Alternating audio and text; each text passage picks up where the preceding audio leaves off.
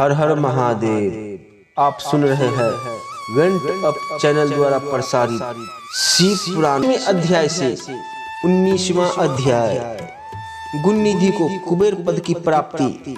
नारद जी ने प्रश्न किया, हे ब्रह्मा जी, अब आप मुझे यह बताइए कि गुण निधि जैसे महापापी मनुष्य को भगवान शिव द्वारा कुबेर पद क्यों और कैसे प्रदान किया गया। हे प्रभु, कृपा कर इस कथा को भी बताइए। ब्रह्मा जी बोले, नारद, शिवलोक में सारे दिव्य भोगों का उपभोग तथा उमा महेश्वर का सेवन कर वह अगले जन्म में कलिंग के राजा अरिंदम का पुत्र हुआ। उसका नाम दम था। बालक दम की भगवान शंकर में असीम भक्ति थी। वह सदैव शिव जी की सेवा में लगा रहता था। वह अन्य बालकों के साथ मिलकर शिव भजन करता। युवा होने पर उसके पिता अरिंदम की मृत्यु के पश्चात दम को राज सिंहासन पर बैठाया गया। राजा दम सब ओर शिव धर्म का प्रचार और प्रसार करने में लगे।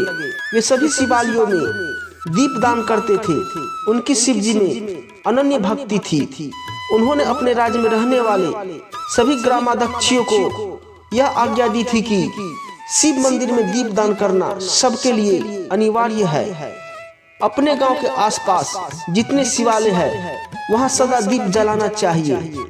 राजा दम ने आजीवन शिव धर्म का पालन किया। इस तरह वे बड़े धर्मात्मा कहलाए। उन्होंने शिवालयों में बहुत से दीप जलवाए। इसके फलस्वरूप वे दीपों की प्रभा के आश्रय हो मृत्युपरांत अलकापुरी के स्वामी बने। ब्रह्मा जी बोले, हे नारद, भगवान शिव का पूजन व उपासना महान फल देने वाली है। दीक्षित के पुत्र गुणनिधि ने जो पूर्ण अधर्मी था, भगवान शिव की कृपा पाकर दिक्पाल का पद पा लिया था।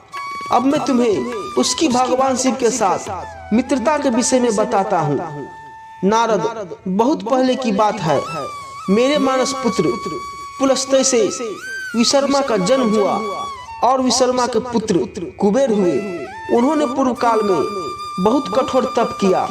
उन्होंने विश्वकर्मा द्वारा रचित अलकापुरी का उपभोग किया। मेघ वहन कल्प के आरंभ होने पर वे कुबेर के रूप में घोर तप करने लगे। वे भगवान शिव द्वारा प्रकाशित कारीपुरी में गए और अपने मन के रत्नमय दीपों से 11 रुद्रों को उद्बोधित कर वे तन्मयता से शिवजी के ध्यान में मग्न होकर निश्चल भाव से उनकी उपासना करने लगे।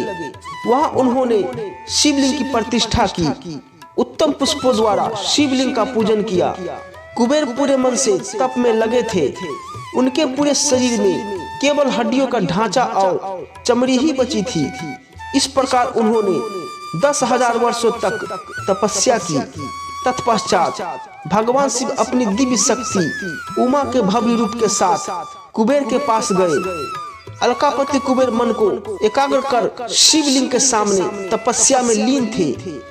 भगवान शिव ने कहा, अलकापति, मैं तुम्हारी भक्ति और तपस्या से प्रसन्न हूँ।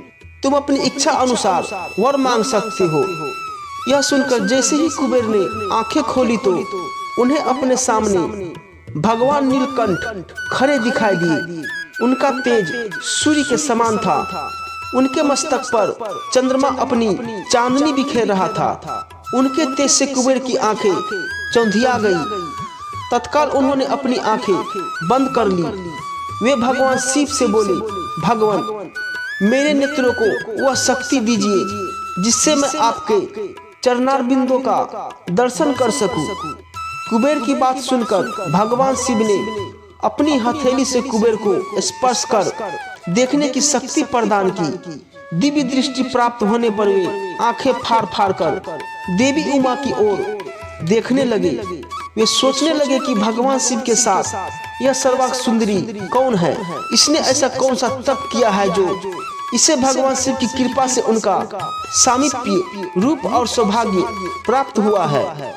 वे देवी उमा को निरंतर देखते जा रहे थे। देवी को घूरने के कारण उनकी बाईं आंख फूट गई। शिवजी ने उमा से कहा, उमे, यह तुम्हारा पुत्र है। यह तुम्हें क्रूर दृष्टि से नहीं देख रहा था। यह तुम्हारे तप बल को जानने की कोशिश कर रहा है।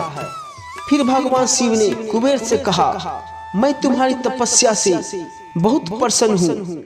मैं तुम्हें वर देता हूँ कि तुम समस्त निधियों और गुहा शक्तियों के स्वामी हो जाओ। सुब्रतो यक्षों और किन्नरों के अधिपति होकर धन के दाता बनो। मेरी तुमसे सदा मित्रता रहेगी और मैं तुम्हारे पास सदा निवास करूंगा, अर्थात तुम्हारे स्थान अलकापुरी के पास ही मैं निवास करूंगा। कुबेर, अब तुम अपनी माता उमा के चरणों में प्रणाम करो, ये तुम्हारी माता है। ब्रह्मा जी कहते हैं, नारद, इस प्रकार भगवान शिव ने देवी से कहा, हे देवी, यह आपके पुत्र के समान है, इस पर अपनी कृपा करो। यह सुनकर उमा देवी बोली, वत्स, तुम्हारी भगवान शिव में सदैव निर्मल भक्ति बने रहे। बाईं आंख फूट जाने पर तुम एक ही पिंगल नेत्र से युक्त रहो। महादेव जी ने जो वर तुम्हें प्रदान किए हैं वे सुलभ है। मेरे रूप से ईर्ष्या के कारण तुम कुबेर नाम से प्रसिद्ध होगे। कुबेर को वर देकर भगवान शिव और देवी उमा अपने धाम को चले गए। इस प्रकार भगवान शिव और कुबेर में मित्रता हुई और वे अलकापुरी के निकट कैलाश पर्वत पर निवास करने लगे। नारद जी ने कहा, ब्रह्मा जी, आप धन्य हैं। आपने मुझ पर कृपा कर मुझे इस अमृत कथा के बारे में बताया है। निश्चय ही शिव भक्ति दुखों को दूर कर समस्त सुख प्रदान करने वाली है। 20वां अध्याय, भगवान शिव का कैलाश पर्वत पर गमन। ब्रह्मा जी बोले, हे नारद मुनि, कुबेर के कैलाश पर्वत पर तप करने से वहां पर भगवान शिव का शुभ आगमन हुआ।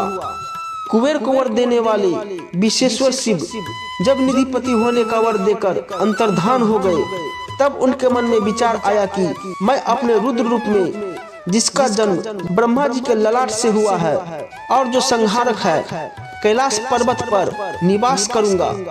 शिव की इच्छा से कैलाश जाने के इच्छुक रुद्रदेव ने बड़े जोर जोर से अपना डमरू बजाना शुरू कर दिया। वह ध्वनि उत्साह बढ़ाने वाली थी। डमरू की ध्वनि तीनों लोकों में गूंज रही थी। उस ध्वनि में सुनने वालों को अपने पास आने का आग्रह था। उस डमरू की ध्वनि को सुनकर ब्रह्मा, विष्णु आदि सभी देवता, ऋषि मुनि, वेद शास्त्रों को जानने वाले सिद्ध लोग बड़े उत्साहित होकर कैलाश पर्वत पर पहुँचे। भगवान शिव के सारे पार्षद और गणपाल जहाँ भी थे वे कैलाश पर्वत पर पहुँचे। साथ ही असंख्य गणों सहित अपनी लाखों करोड़ों भयावनी भूत प्रेतों की सेना के साथ स्वयं शिव जी भी वहां पहुंचे। सभी गणपाल सहस्त्रों भुजाओं से युक्त थे। उनके मस्तक पर जटाएं थी। सभी चंद्रचूड़, नीलकंठ और त्रिलोचन थे। हार कुंडल, केयूर तथा मुकुट से वे अलंकृत थे। भगवान शिव ने विश्वकर्मा को कैलाश पर्वत पर निवास बनाने की आज्ञा दी। अपने व अपने भक्तों के रहने के लिए योग आवास तैयार करने का आदेश दिया। विश्वकर्मा ने आज्ञा पाते ही अनेकों प्रकार के सुंदर निवास स्थान वहां बना दिए। उत्तम मुहूर्त में उन्होंने वहां प्रवेश किया। इस मधुर बेला पर सभी देवताओं, ऋषियों, मुनियों और सिद्धों सहित ब्रह्मा और विष्णु ने शिवजी व उमा का अभिषेक किया। विभिन्न प्रकार से उनकी पूजा अर्चना और स्तुति की। प्रभु की आरती उतारी। उस समय आकाश में फूलों की वर्षा हुई। इस समय चारों ओर भगवान शिव तथा देवी उमा की जय जयकार हो रही थी। सभी की स्तुति से प्रसन्न होकर भगवान शिव ने उन्हें उनकी इच्छा के अनुसार वरदान दिया तथा उन्हें अभिष्ट और मनोवांछित वस्तुएं भेंट की। तत्पश्चात भगवान शंकर की आज्ञा लेकर सभी देवता अपने अपने निवास को चले गए। कुबेर भी भगवान शिव की आज्ञा पाकर अपने स्थान अलकापुरी को चले गए। तत्पश्चात भगवान शंभु वहां निवास करने लगे। वे योग साधनों में लीन होकर ध्यान में मग्न रहते। कुछ समय तक वहां अकेले निवास करने के बाद उन्होंने दक्ष कन्या देवी सती को पत्नी रूप में प्राप्त कर लिया। देवर्षि अब रुद्र भगवान देवी सती के साथ वहां सुखपूर्वक विहार करने लगी। हे नारद, इस प्रकार मैंने तुम्हें भगवान शिव के रुद्र अवतार का वर्णन और उनके कैलाश पर आगमन की उत्तम कथा सुनाई है। तुम्हें शिव जी व कुबेर की मित्रता और भगवान शिव की विभिन्न लीलाओं के विषय में बताया है। उनकी भक्ति तीनों लोकों का सुख प्रदान करने वाली तथा मनोवांछित फलों को देने वाली है। इस लोक में ही नहीं, परलोक में भी सद्गति प्राप्त होती है। इस कथा को जो भी मनुष्य एकाग्र होकर सुनता या पढ़ता है, वह इस लोक में सुख और भोगों को पाकर मोक्ष को प्राप्त होता है। नारद जी ने ब्रह्मा जी का धन्यवाद किया और उनकी स्तुति की। वे बोले कि प्रभु, आपने मुझे इस अमृत कथा को सुनाया है। आप महाज्ञानी हैं, आप सभी की इच्छाओं को पूर्ण करते हैं। मैं आपका आभारी हूँ। शिव चरित्र जैसा श्रेष्ठ ज्ञान आपने मुझे दिया है। हे प्रभु, मैं आपको बारंबार नमन करता हूँ। इस प्रकार शिव पुराण रुद्र संहिता प्रथम खंड अध्याय 19 से अध्याय 20 तक संपूर्ण हुआ। बाकी कथा आप शिव पुराण भाग 18 में सुन पाएंगे। हर हर महादेव।